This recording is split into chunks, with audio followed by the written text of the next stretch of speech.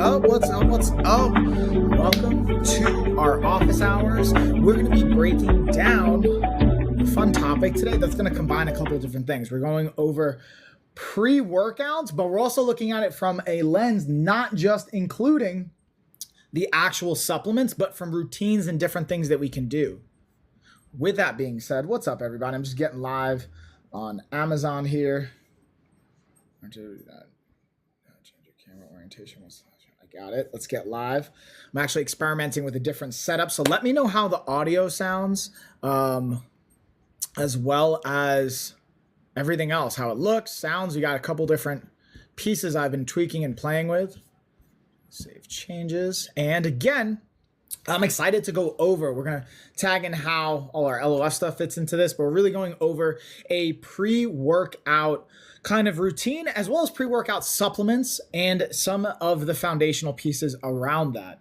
So by the end of this kind of breakdown, whether you're listening to the podcast version, you're watching the live, getting the replay, you're watching the shorts, you're going to be able to take away what your protocol can be before a workout. Whether it's using supplements, whether it's using coffee, whether it's your music routine, your warm-up routine, we're going to kind of look at a variety of variables and actually rank them 1 through 10 as far as what's going to be investment and where might be the lower end.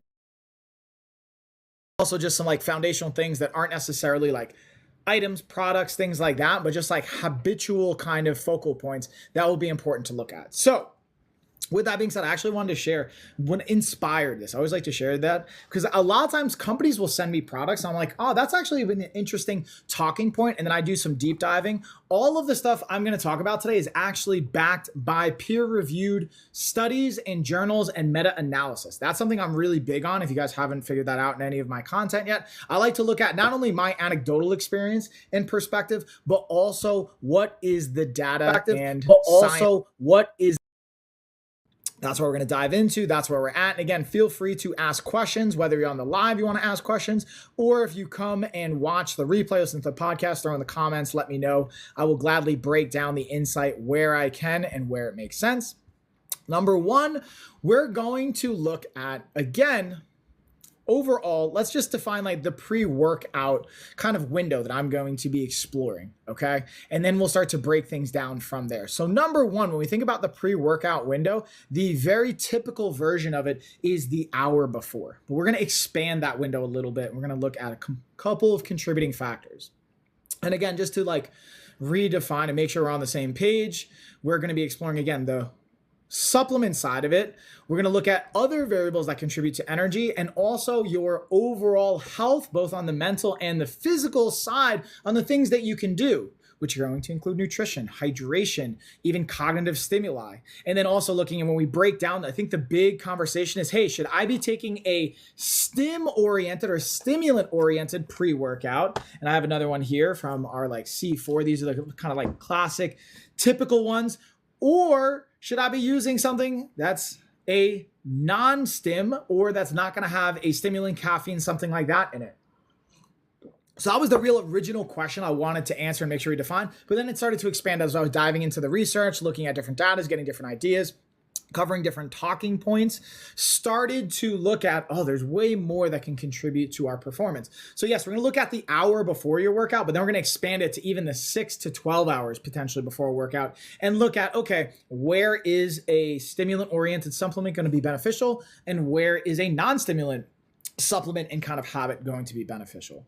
And with that being said, the first thing I want to break down, I think this might be an obvious one, but when we talk about stimulant, maybe let's just define that. We're using typically it's going to be caffeine. That's going to be our most readily and heavily used stimulant as far as a supplement goes. So caffeine.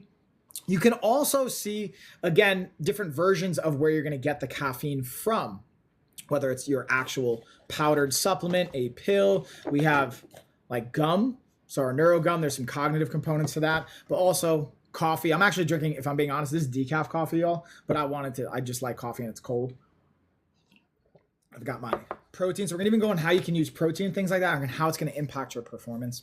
then ultimately looking at what are some of the things it's doing in our brain as far as the neurochemicals. Then we're also look at physiologically what's happening there. And again, breaking down the key takeaways of the actionables you can kind of go with that. One of the interesting things, I'm going to kind of save you a TLDR right off the bat, is one I want you to sleep on that I want you to really be mindful of that I thought was really impactful. And ranking system, I'm just going to tell you right off the bat, you can use is music. So, and that's actually, let me pause for a second. That's outside of nutrition and sleep, okay? So outside of nutrition and sleep, the number one thing you can focus on and use as a tool is music.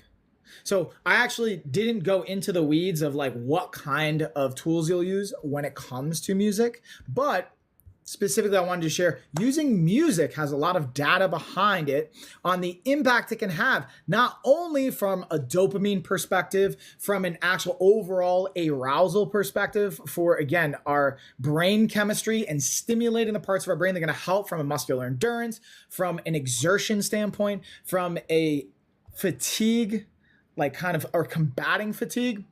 There's a variety of contributing factors. I thought it was really interesting that can impact that is worth to look at.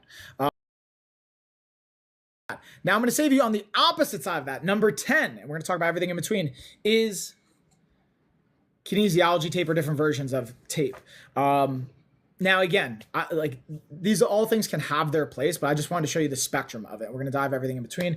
We've got things like electrolytes. Again, caffeine, creatine, our stimulant-oriented pre-workouts, our non-stimulant-oriented pre-workouts, magnesium, theanine, all these types of things.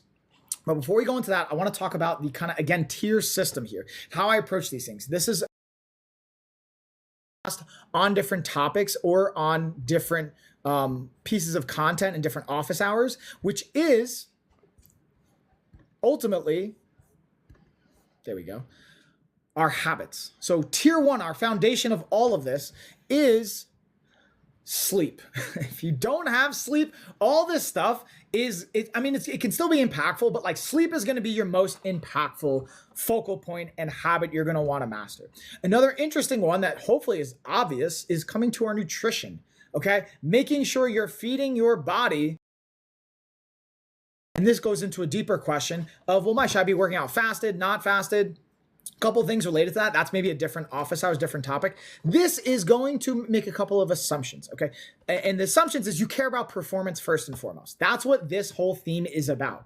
Now, if you want to talk about, well, I want to maximize my body recomposition and fat loss, we can get into some nuances on what can influence that, but this is assuming you care about performance first and foremost. And ultimately, if you even care about your body recomposition, you should look at performance first, because if you perform well, your body's going to also change its composition. And then we're also going to look at some aspects around hydration, okay?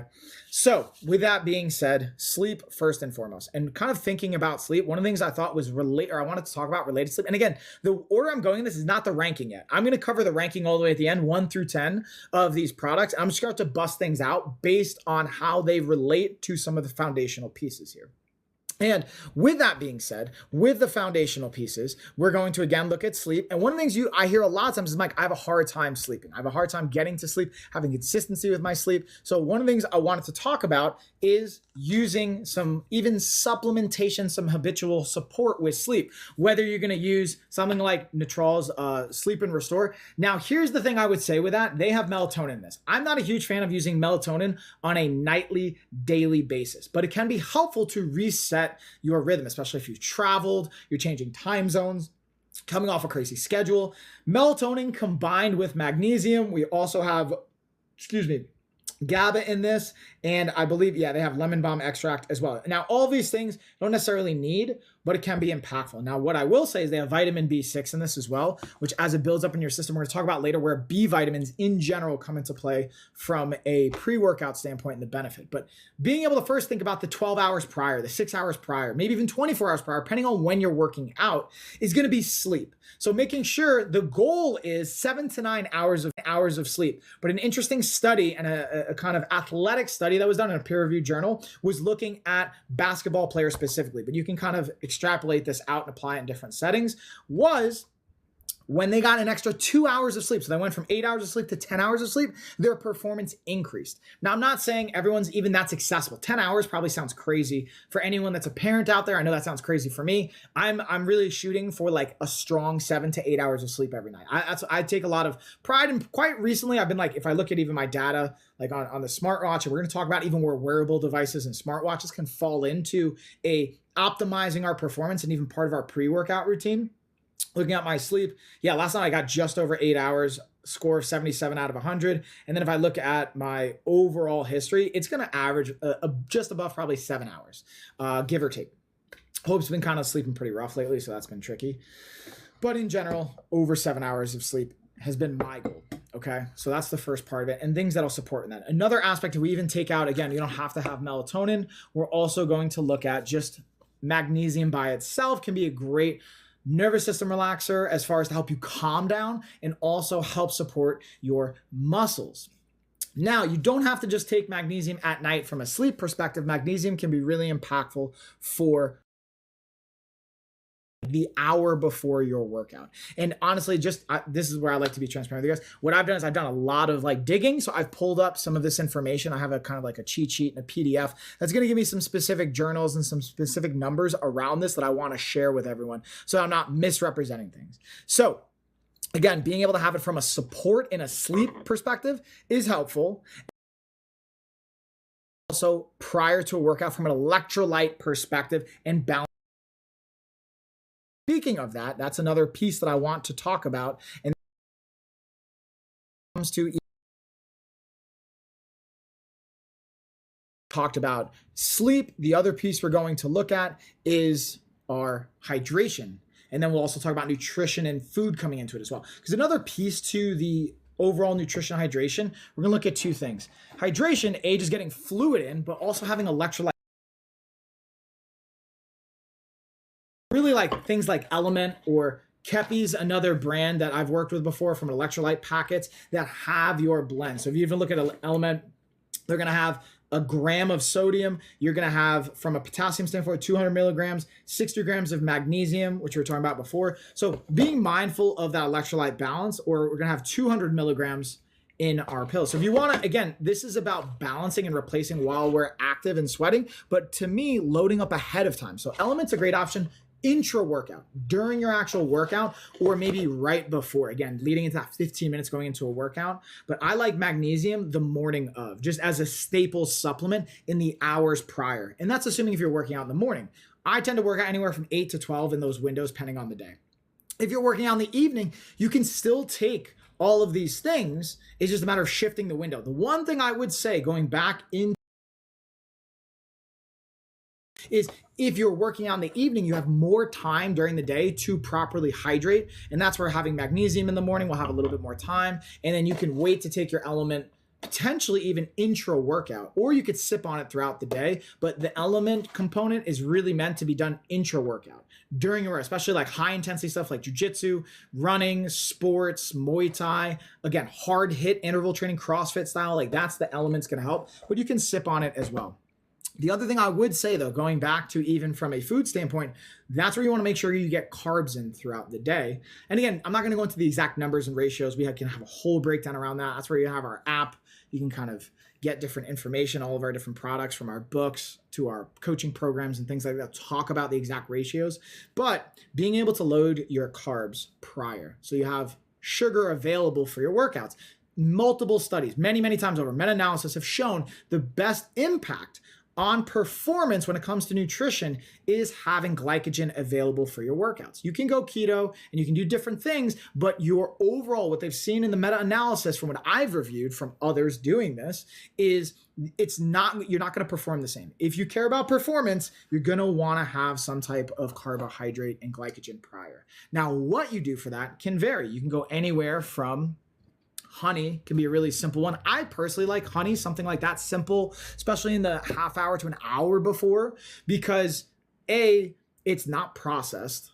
And we can get into why processing matters. It really doesn't necessarily, if you just care about getting into your system, it doesn't necessarily matter. You can have like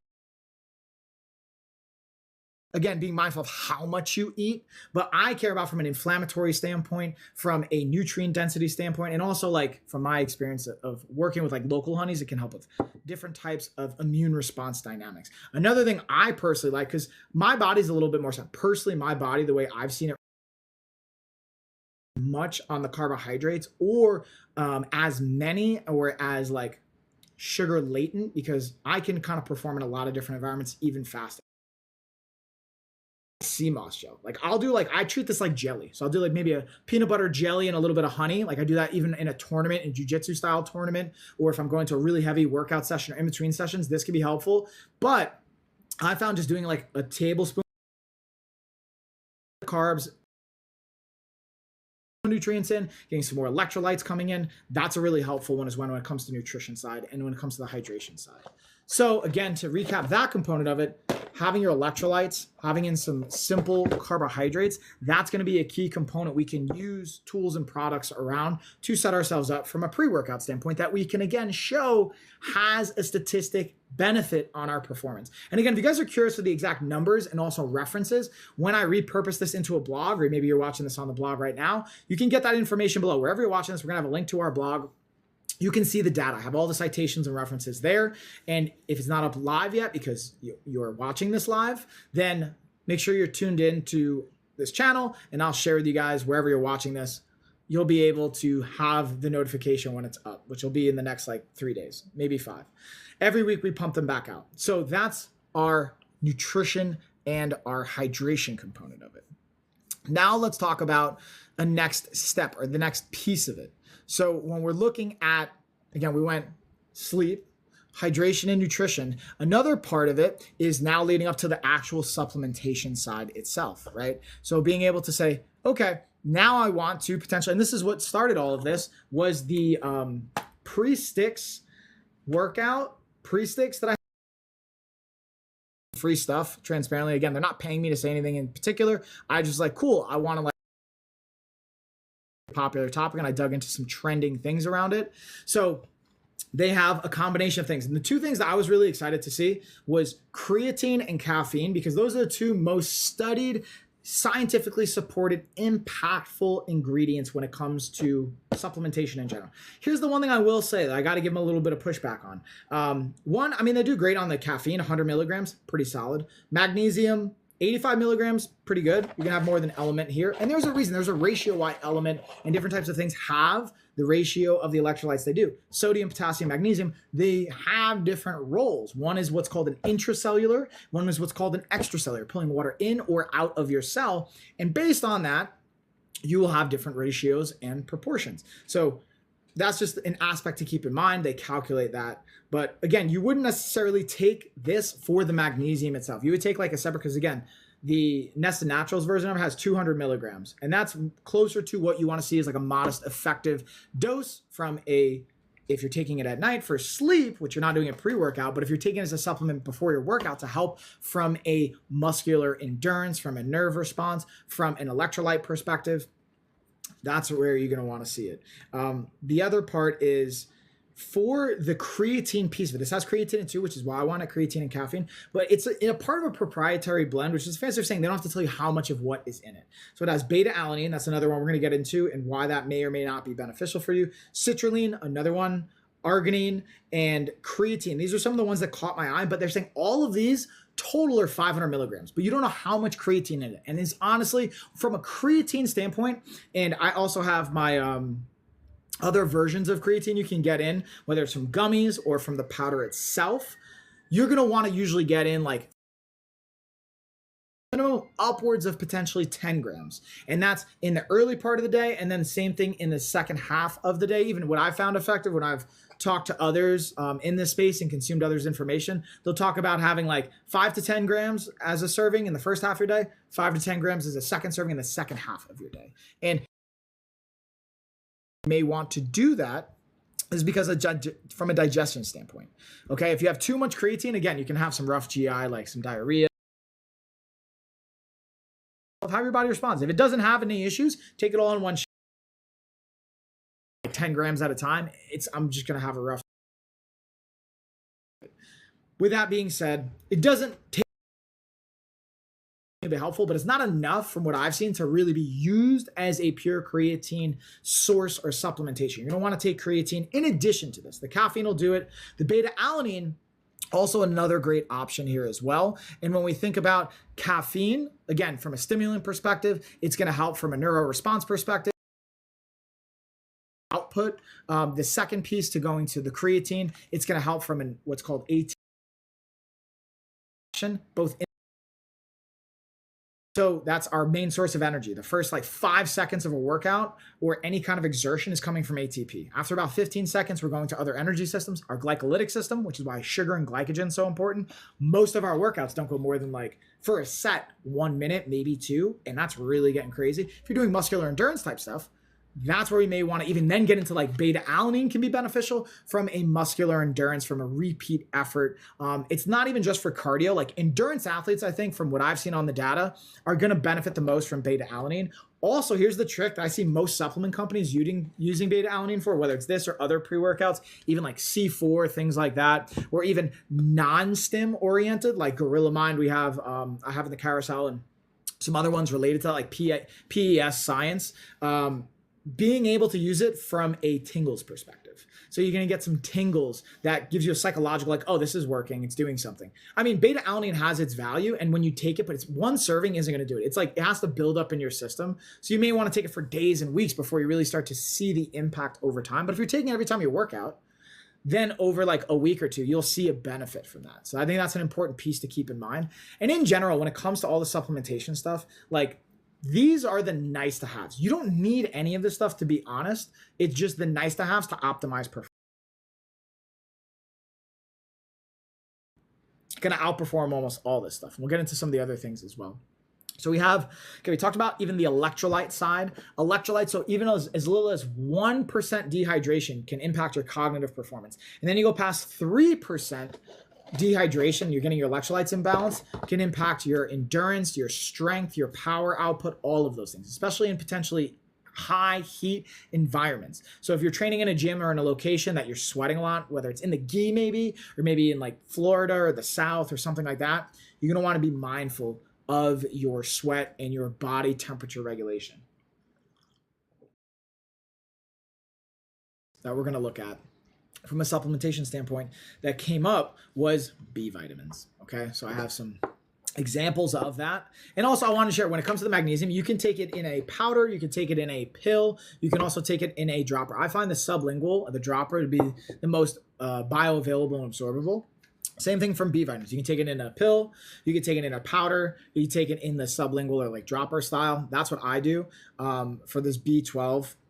Being able to have it, it's got 500 units being able to take in, which is like 200,000 times, or 208,000 times the daily value, which sometimes when you hear stuff like that, like it depends on what the product is. B vitamin can be beneficial for that kind of dosage, but the consistency of it as well. And you can, again, get all of this from your food. Now, the dosages you may want may not be possible from certain foods, so that's why it's being impactful on how you supplement it, but a B vitamin is worth it as far as even what the data is going to show, and related to not only a stress response, to being able to have energetically from a metabolic standpoint, being able to have a mindfulness of like when you're, let's say, body recompositioning and you're like lowering your caloric intake, B vitamins can kind of potentially struggle from that. And a lot of nutrients can potentially struggle depending on what you're eating. So being mindful of like what's going to impact your performance.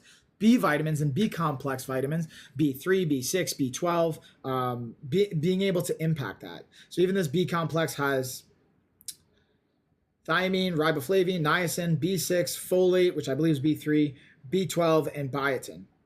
So being able to have all those things kind of put together in one spot and in one capsule can be great. But from a pure performance, here's what I've seen the most impact is like B12 from this dosage and the absorption bioavailability. That's been, I literally just stick workout, and timing for this can be impactful. But when I say timing, more specifically, yes, pre-workout, but timing of the day. So if we think about these, and I'll go over this at the end, if you're working out in the morning versus the evening, how does that change any of this? Another one that I thought was kind of interesting was the greens moringa, the organic moringa, which honestly hasn't been on my radar up until the last couple of months. This was one that I honestly was sent, and a company reached out to me, believe it or not, on TikTok and Amazon. They're on both the platforms, and like, hey, we want you to try this. I was like, cool, I'll try it. And from looking it up and checking it out, it basically categorizes as like Mother Nature's multivitamin. Now it still is missing some basic, again, vitamins and minerals, but it has quite a bit of value from it and can be a great complement. Plus, the cool thing, it has amino acids built into it, as well as some omega-3 and some fiber, which I thought it's covering like a wide spectrum. So even for that one can hit a lot of marks and just be something that you add again on a daily, not just from a workout performance reason, but just from overall quality of life. And that's why I like when I'm ranking a lot of these. It's yes, it's impact acutely, but also over time, like over long term. For recommended. Oh, I see you. Okay, so TikTok's like, hey, you're like trying to I'm just telling you guys where the stuff's coming from. Relax. So the point is, being able to utilize and how I'm categorizing these things. And moringa is one of those things that's like, it wouldn't even be my top 3 from a pure pre-workout performance, but overall quality of life performance. We'll get into like, again, where this is going to rank over all these like pre-workout performance type things.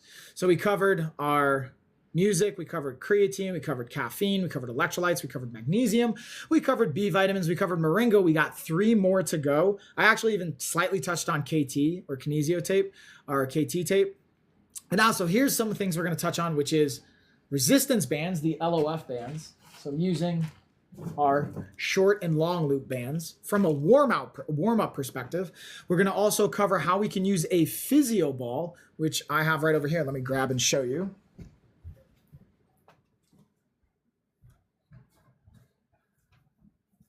I'm actually going to sit on the ball for the rest of this time while we're going through it. So we got a physio ball, how we're going to use this from a pre kind of warm-up workout perspective, as well as an activation perspective. And then finally, our KT tape or our kinesio tape. Okay, and how this is going to impact performance and how we may use it pre-workout to utilize those things and where they might rank. So first, let's go back to our bands. So here's some fun data points or some fun insight I want to share with you guys. So when it comes to and how I kind of categorize, so follow my like thought process on this. How I got here was, again, pre-workout, before the actual intense workout. What are the things we go? So even defining the hour before, 15 minutes before, once the workout starts even, they're still like before the heavy sets start. So our warm-up itself is part of that. Dynamic stretching, dynamic resisted stretching falls in that category. And then even warm-up sets before we do our heavy working sets. So that's how I got into the band component and the ball component and some of the related aspects to that. So when it comes to the bands, studies will show that when you're using dynamic stretching, that's going to help boost performance anywhere from 3 to 5+% versus static stretching has shown on meta-analysis a decrease in strength and power output by potentially anywhere 3 or more %. And we're talking about these percentages. When you start getting into training, think about if you were to go up 5% on your max deadlift, which is, let's say, simple math,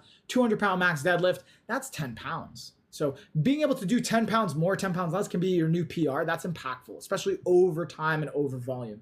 It may not feel that way when you just hear the number, but when you think about how it, especially again, going back to the performance idea, and even from a non-performance idea, if you want to build muscle, if you could do 10% more weight, you can start to tear and damage the muscle acutely so it can grow back bigger and stronger and become more aesthetically pleasing, and then also simultaneously burn more calories, helps your body composition, all of those fun pieces.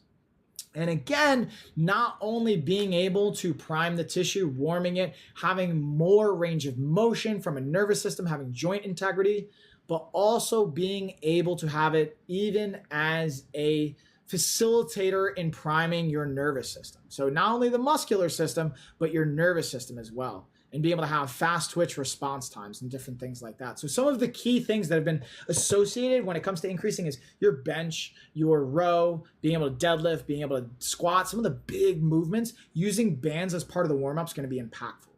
And then I'm probably going to go into a part 2 if you guys want to see that. I was even thinking if we have time and you guys want to hang around, I'll demonstrate some of the movements that can be impactful, whether it's external rotations, band pull-aparts, face pulls, like high face pulls, being able to do lateral steps with our short loop bands. So activating up the hip complex, our glutes, our abductors, adductors, things like that.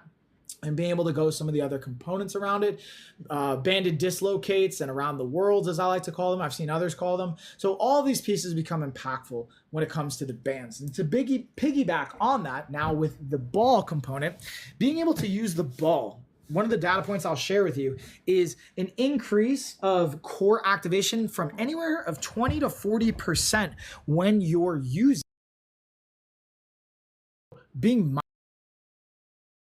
mindful of that activation because you want to get the most out of your lifts and being able to get the most out of your workouts. So you want to get more from that. All right, so that's like kind of a combination from. Lastly, from a KT tape, kinesio is just like being able to, just from a pure simple reason, getting blood circulation to wherever you're applying this. So if you create some superficial stimulation on the tissue, you get some more blood flow, which can help from a performance standpoint, but also from a recovery standpoint. The other piece, and there's different studies or different components we can quote from studies that, again, is outside my scope a little bit. Again, I'm not a PT, so I have worked with PTs in corrective exercise and things like that, where being able to use it to, again, help match and this is where you want to use a good either PT or functional trainer, athletic trainer, has a specialty in this where you can start to match and you can cut. If you see these are like cut in 12-inch little strips, you can cut to match, whether it's like, let's say my pec, right? So I can start where the tissue originates and then inserts on and support that tissue. Again, when I say support, it's not going to like allow you to lift crazy numbers, but just to help from that actual muscular standpoint, bringing blood flow to that area and being able to dive into a couple other benefits, which I think is really interesting. And also, even if it's a placebo effect, like having an increase in your performance, if it even helps from a psychological standpoint, that can be impactful as well, which I've seen kind of both. I've seen data support placebo aspects of increase as well as actual performance benefit outside of a control group. All right, let's pause for a second, see if we got any questions from the live side. All right, who's blowing up the YouTube comments? Yeah. Don't even know what you're saying there, but cool. Appreciate it. We kind of covered all the pieces. I'll see if you guys got questions, and now we're going to rank this. Okay, so we're going to dive into some ranking around it and see way even more.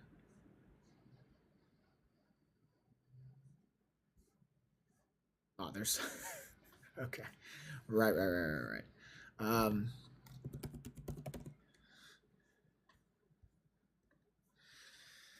So we got all these different pieces, okay? We've got our 10 kind of key areas from a performance standpoint. Now, actually the one thing I'm going to highlight a couple of others that don't even fall in the top 10, but that can be impactful, right? And one I wanted to share was beets. And this is where I would personally, what I would recommend is eating actual beets. Like having a beet salad can be way more impactful than the potentially supplement. You can get it maybe more refined down. And that's also a great source of carbs while simultaneously getting the nitric oxide vasodilator benefit of it. But you can also get it in a powder. If I like food whenever possible. Like I would invite using food versus just being able to take a powder or supplement. But again, for convenience reasons, I understand why you might want to do that. The other piece to that is being able to, again, similar to like almost a creatine side of it, getting the vasodilation. Now, the only difference is it won't have the same impact, but it can be another option that you utilize that has some data and some support to it. Another piece that this is, again, these are like the top 10 that's for a reason, but things you can look at if you just want to like play with things to spend your money on, experiment with, like as I drop it. Normatim has a lithium supplement that this was something I've seen for like ADHD and cognitive function. And again, to me, this is like a tier 3, like you really got to be nailing your foundational habits. You really got to be nailing your core supplements and routines. Then if you want to spend extra money on like fun things just to see, this would be one of those things. This is something I wouldn't budget for one thing. This is like extra on top kind of interesting pieces to experiment with. Has thiamine and B6 along with the lithium, which all are That's pretty much it from that. The only thing, actually, I have a couple of other that I'll just throw in there from a comparison, like green coffee bean extract with green tea. Can still somewhat be categorized as a stimulant. Again, I would not compare it to even coffee. Coffee would be like my hands down, like the things that I personally, and this now we'll get into the rankings, personally I stick to is like coffee for the caffeine, creatine in 5 to 10 gram, maybe more doses, and maybe my B12. Those are like my pre-workout kind of routines.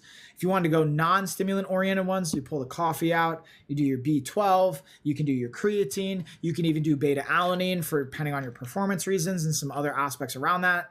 And that's pretty much it. But if you want to like swap and you're like, hey, I don't want coffee for whatever reason, you can try this. It'll have an impact from a metabolic standpoint, from an energetic standpoint. It can be impactful, but it wouldn't be, it's not even in the top 10.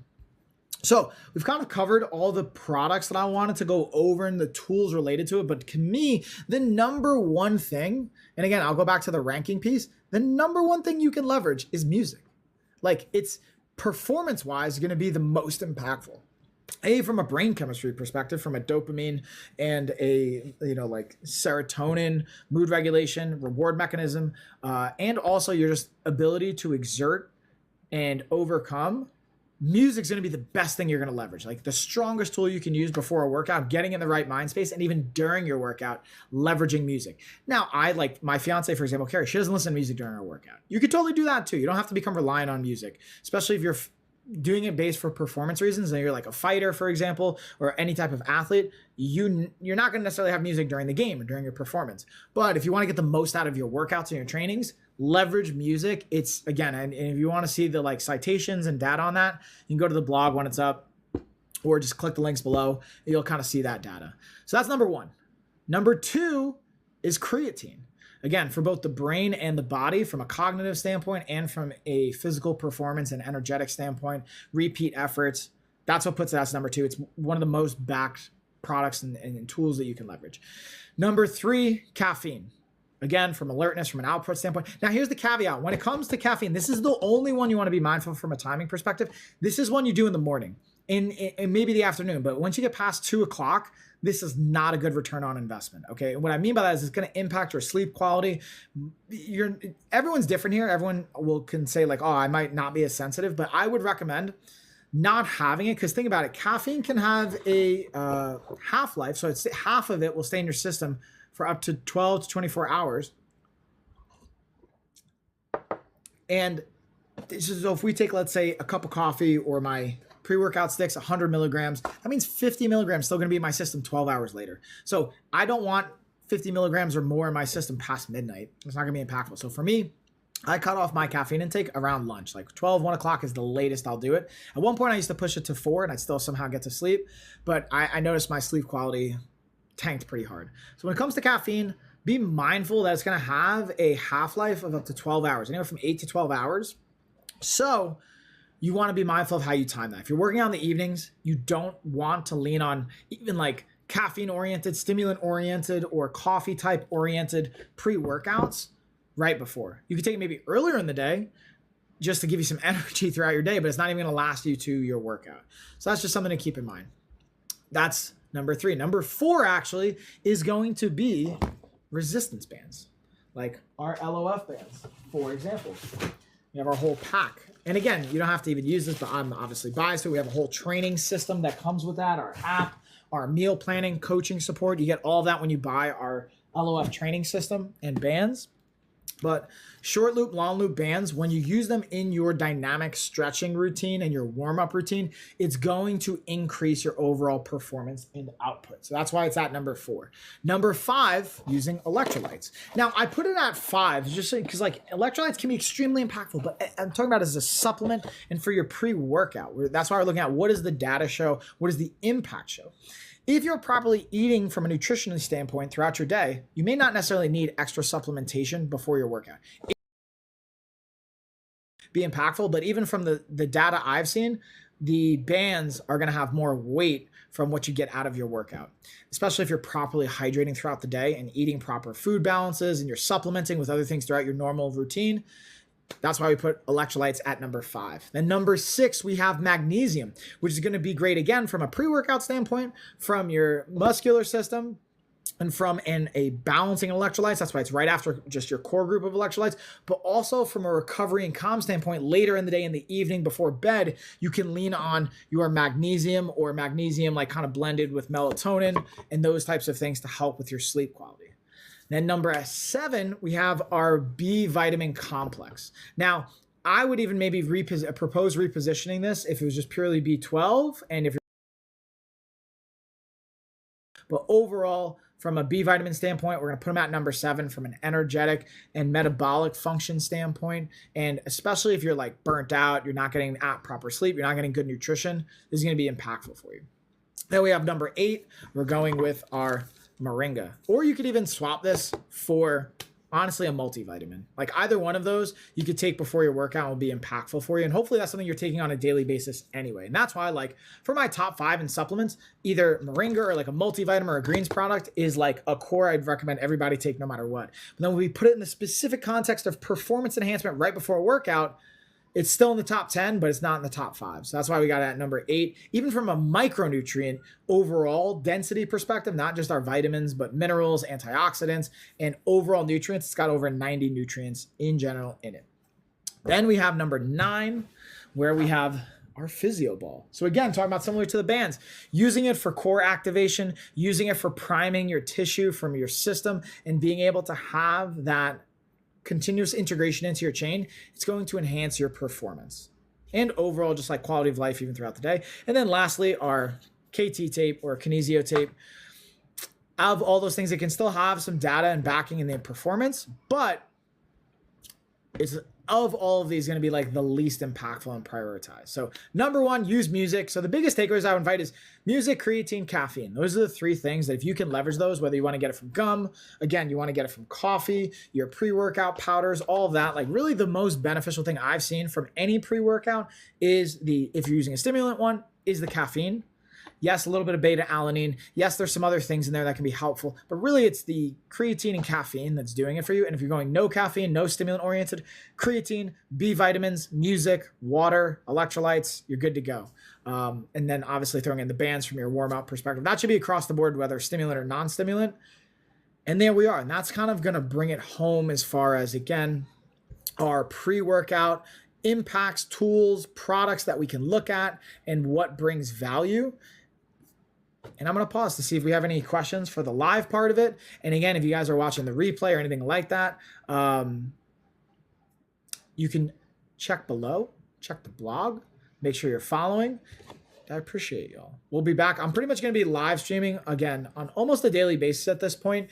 You'll catch us on TikTok and on Amazon for the most part doing my lives when I'm doing body doubling sessions. That's either workouts, meal prep, or like journaling type things. We always gonna have our office hours on a Sunday. I've been playing with the times to see, hey, when do we get the best response?